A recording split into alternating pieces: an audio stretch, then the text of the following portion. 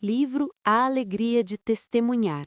Como falar de Jesus de maneira eficaz, de Alejandro Bulhon. Capítulo 6. Amizade com propósito.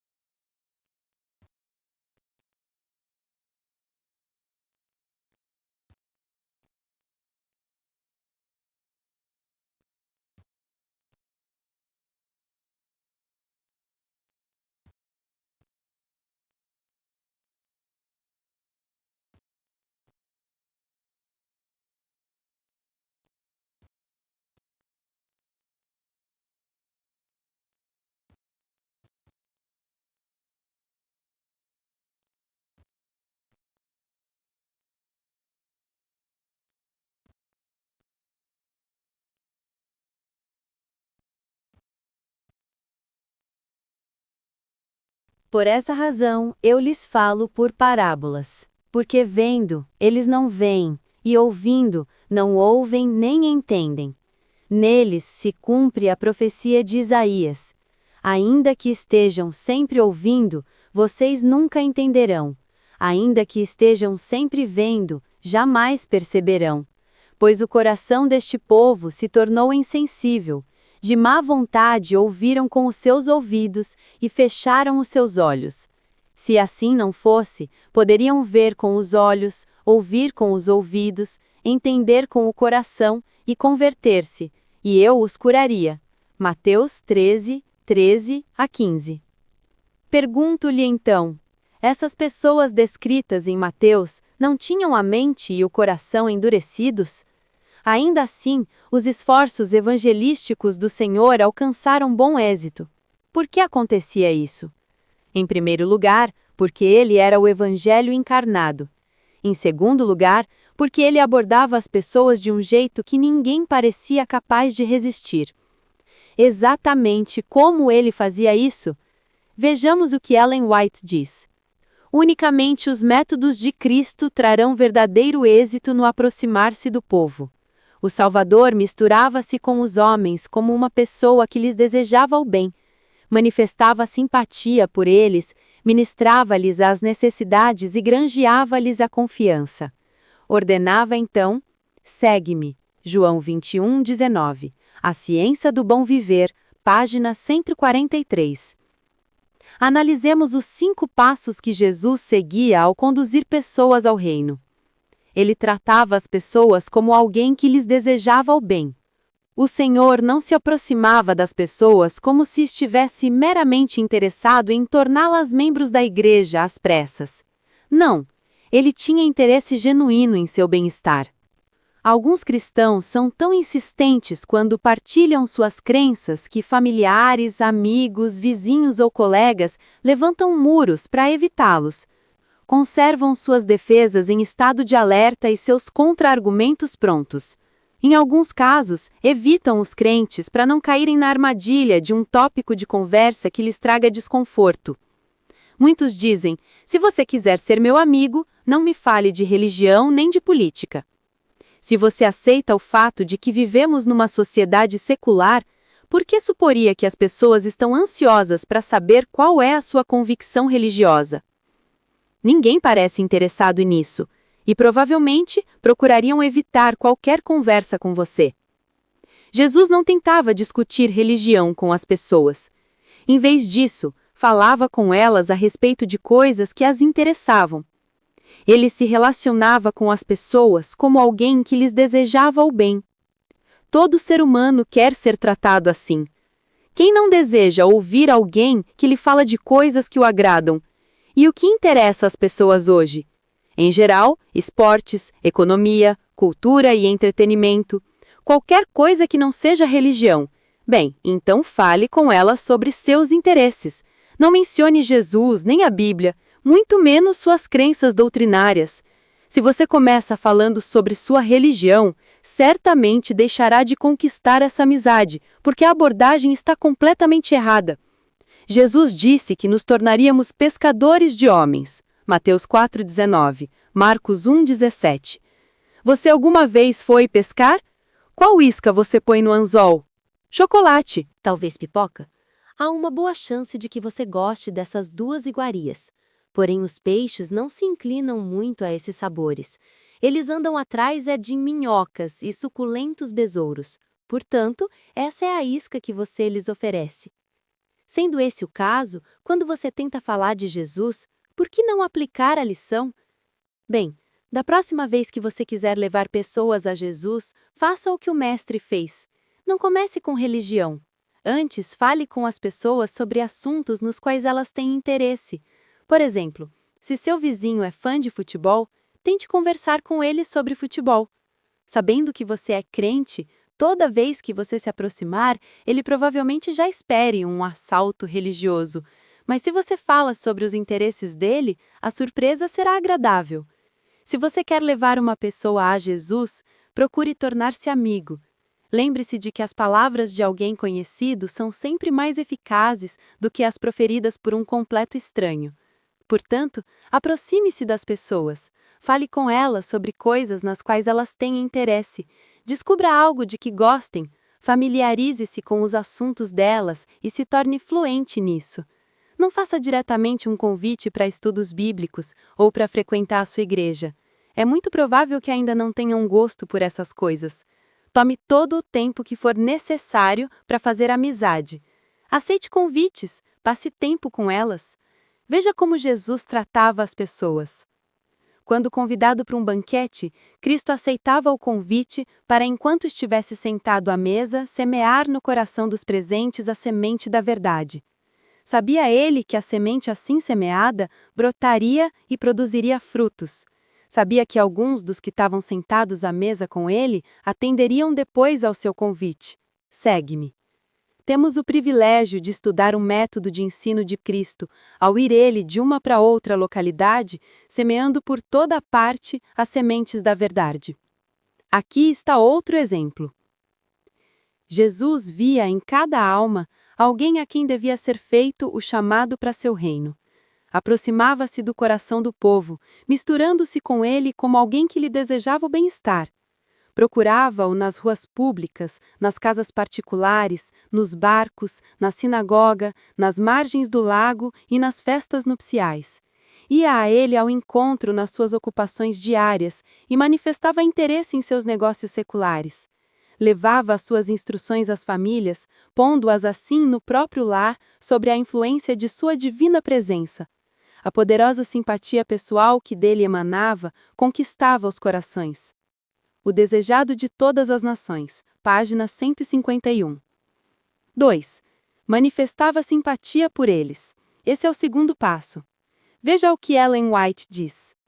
Irmãos e irmãs, visitem os que vivem próximo de vocês e, com simpatia e bondade, procurem alcançar-lhes o coração. Certifiquem-se de trabalhar de maneira que seja removido o preconceito em lugar de despertá-lo. E lembrem-se de que aqueles que conhecem a verdade para o momento presente e ainda limitam seus esforços à sua própria igreja, recusando-se a trabalhar por seus vizinhos ainda convertidos, serão chamados a prestar contas pelos deveres não cumpridos. Testemunhos para a Igreja, volume 9, páginas 34 e 35. Este é o conselho divino a ser mantido em mente. A. Visitar as pessoas que moram perto de você. B. Procurar alcançar seu coração por meio de simpatia e bondade. C. Desarmar o preconceito em lugar de despertá-lo. Esses são 3 passos fundamentais. É necessário desfazer conceitos equivocados, demonstrando bondade e um espírito solícito. Ninguém resiste à atração da simpatia. Outro dia, ouvi alguém dizer: "Não sei por que gosto de estar perto daquele rapaz. Só sei que ele é muito simpático." É exatamente essa a questão. A simpatia atrai.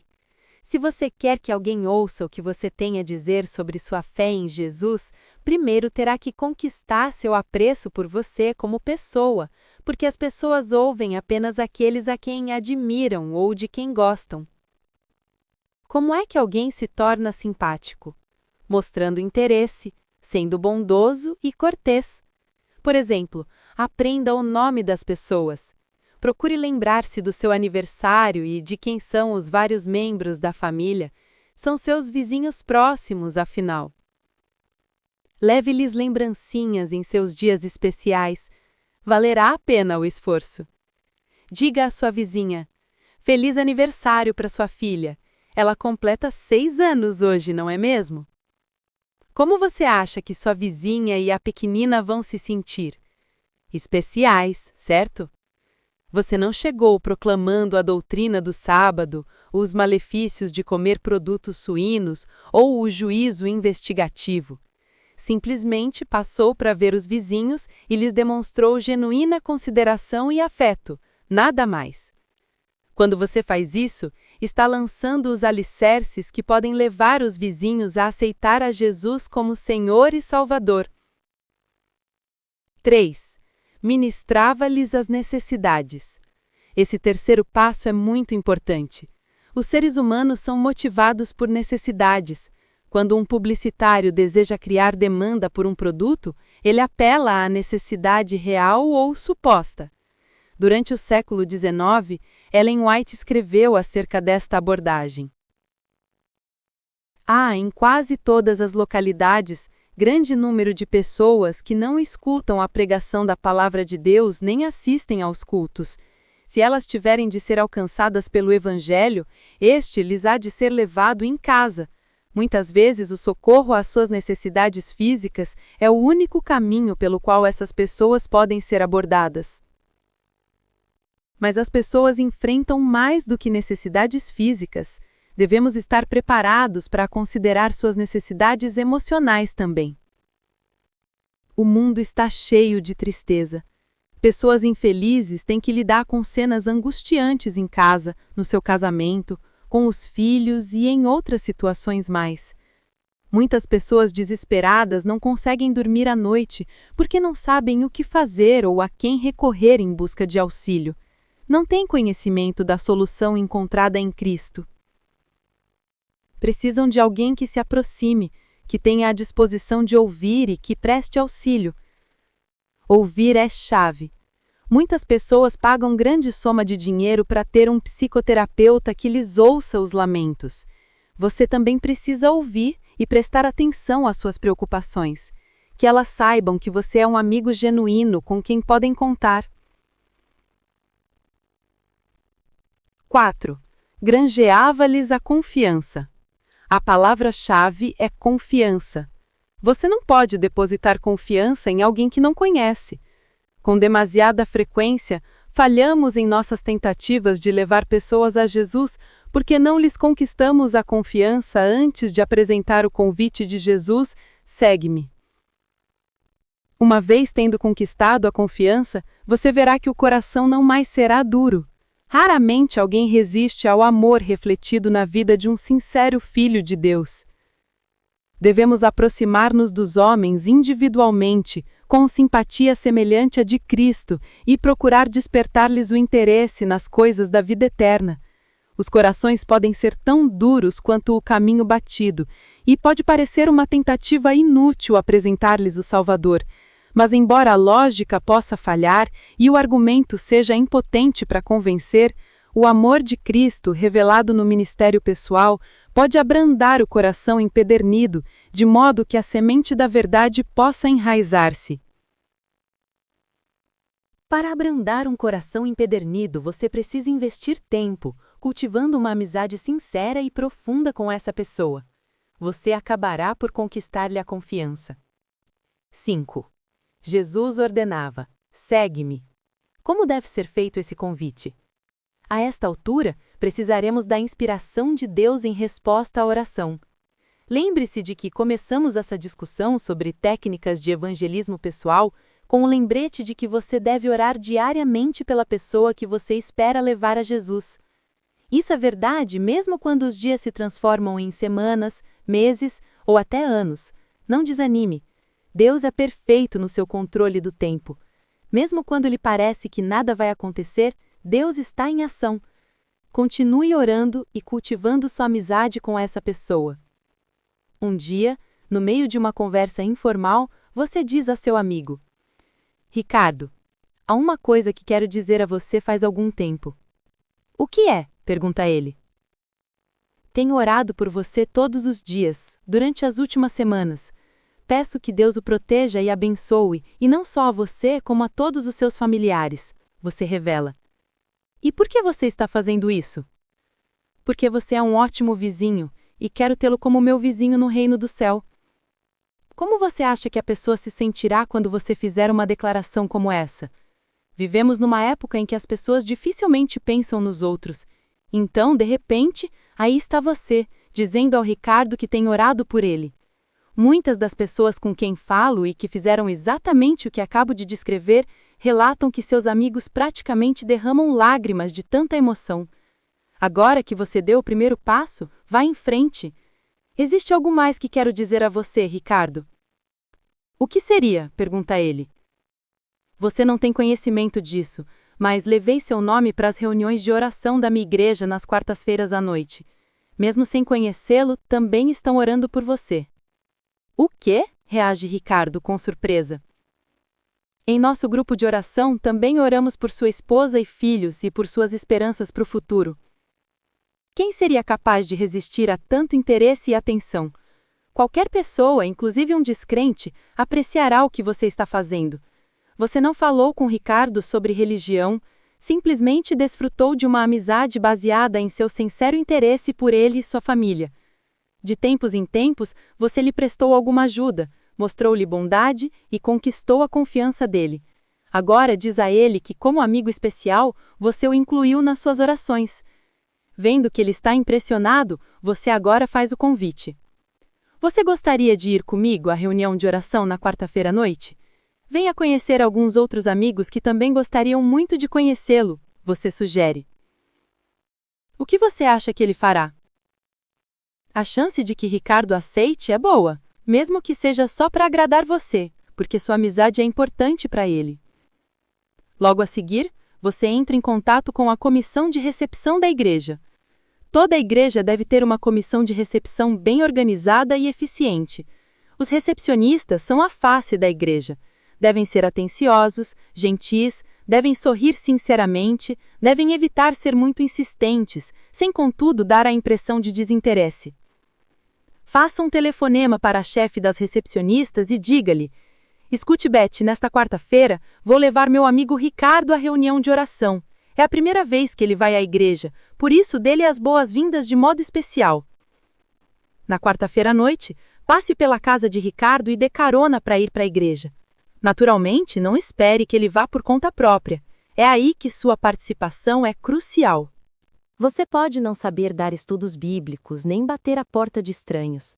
Você pode não saber pregar sermões evangelísticos, mas certamente pode trabalhar em favor de uma pessoa, passo a passo, aproximando-se dela com amorável interesse, orando por ela e finalmente levando-a à igreja. À medida que o tempo passa, você verá que o interesse pelas coisas espirituais brotará naturalmente no coração de Ricardo. Quando ele começar a fazer perguntas, será esse o momento de começar a oferecer-lhe literatura cristã. Um livro ou revista pode exercer um impacto extremamente positivo. Publicações inspiradoras são capazes de abrir portas de aço. Às vezes podem ficar esquecidas por algum tempo num cantinho, mas no momento oportuno serão lidas. Poucas pessoas resistem ao atraente poder do amor. Amor gera amor. O método desenvolvido por Cristo não falha.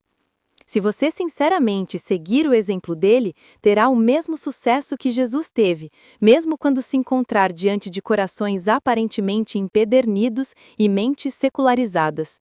A afirmação profética declara que unicamente os métodos de Cristo trarão verdadeiro êxito no aproximar-se do povo. Naturalmente, essa declaração não exclui outras atividades da igreja na área da evangelização. Dá ênfase simplesmente à importância de trabalhar do modo como Jesus trabalhou. Voltemos agora a João Apolinário. Ele era rico e morava numa área privilegiada de São Paulo.